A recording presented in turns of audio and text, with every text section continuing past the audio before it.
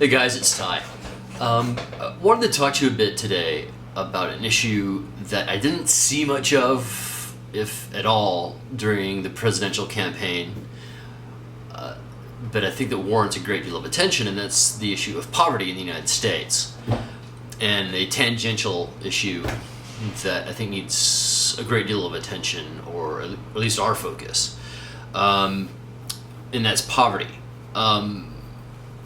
So there wasn't a lot of debate about safety nets and support and curation for the poor. I think there was a brief mention by Romney in the second debate about 23 million women who are subsisting at or below the poverty line. So really quickly, here's a quick number to kind of scan that. The poverty level in the United States for a unmarried individual is $11,000 a year. If let's say you are an unmarried parent, that tends to go up to, I think it's $17,000 a year, and that's in support of one child. It increases geometrically after that. Let's kind of use the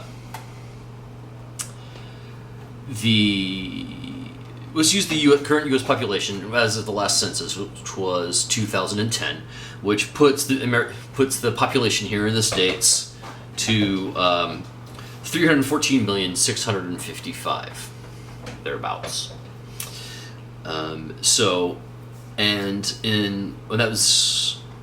The National Poverty Center in 2010, based on those figures, gave us a number that 15.1% of the U.S. population is existing at or below the poverty level. So, taking that statistic, that puts us somewhere in the neighborhood of about 46.7 million people are the functioning poor. I'm guessing that Romney just took that number and halved it and figured, that's close enough. So, anyway, more to the point, current welfare statistics, also from the National Poverty Center, puts the total number of Americans on welfare at about 4,300,000. The number of Americans on food stamps, about 46 million people. And the number of Americans on unemployment insurance is approximately 5 million. And now that's if the 15.1% of the American population that the National Policy Center has estimated in 2010, if that percentage held. I think that percentage has probably increased since the economy sucks and we're all looking for work. So far, the total government spending on welfare, not including food stamps and unemployment insurance, is around $131 billion. So, and a lot of corporatists seem to feel that is ridiculous, that these people should be out getting work jobs, and I full-heartedly agree with that. I think a sound strategy would be to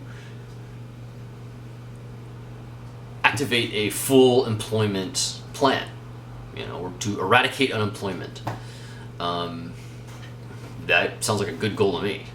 But even given that case, even at full employment, how many are going to be underemployed, and how many are going to still require some sort of social safety net in order to accomplish that?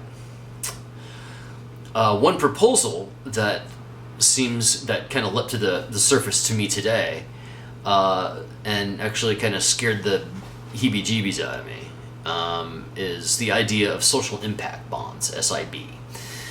This actually started out in England. A organization called Social Finance approached I believe it's the Crown's whatever their penal system is, and proposed the idea that if they could reduce the number of recidivated convicts, that through a particular program, canceling job placement, and a basket, a bundle of different programs. The way a social impact bond works is this. A corporation through a foundation, or a group of investors through a foundation, agree to fund a nonprofit to achieve a very narrow result. For example, using the England prison system, if they let's, and I don't have hard numbers on what their actual agreement was, so this is a hypothesis. So they say we can reduce through these programs, we can reduce the return rate of convicts into the prison system by 25%, and they negotiate to very specific metrics and very specific third parties to oversee those metrics. The government agrees. If and when the government agrees to this, the actual nonprofit, the actual boots on the ground efforts are funded through private investors, corporations, via foundations to nonprofits to perform these duties. When or if that impact is measured to have been met, then the investors, via foundations, the investors are then paid. So it's kind of a pay for success is something that the social impact bond is trying to avoid using that terminology, but that's essentially what it is. If the program is successful, then they get their money.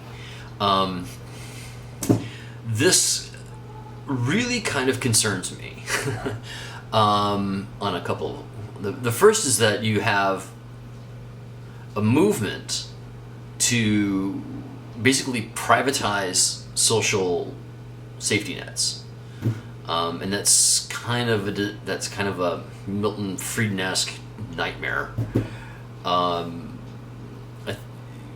And I'll back that up shortly. The second is, and this is actually the really frightening component for me, is that you're essentially creating a profit from the suffering of others. And since corporations feed only off of profit, there's no real incentive for curation. There's no incentive to cure poverty, to cure recidivism in the prisons. There's actually a greater incentive to prolong it and prolong the percentage, the margin of positive results, while still maintaining the problem. This reminds me very much of components of Naomi Klein's shock doctrine, where the privatization of social networks, for example, water and electricity and natural resources. But it takes this one step further, and it's that step that I think is really awful. The idea itself that seems horrific, but one of the movements within this initiative to create social impact bonds is to also eliminate the amount of regulation that the government has in order to determine and measure the metrics of success, and rely primarily on the input of third parties. The structure essentially pulls the care of human beings out of their elected leaders and puts it into the hands of kind of sociopathic corporations. Uh, I wouldn't be as concerned with the UK because I don't live there, as I am about the fact that Goldman Sachs in New York has entered into a social impact bond with the city of New York to minimize shockingly, to minimize the recidivism rate of youth and passing through Rikers Island penitentiary, or yeah, I think it's a penitentiary. So it's trying to take hold here in the States. I feel that any kind of capitalization on the suffering of others is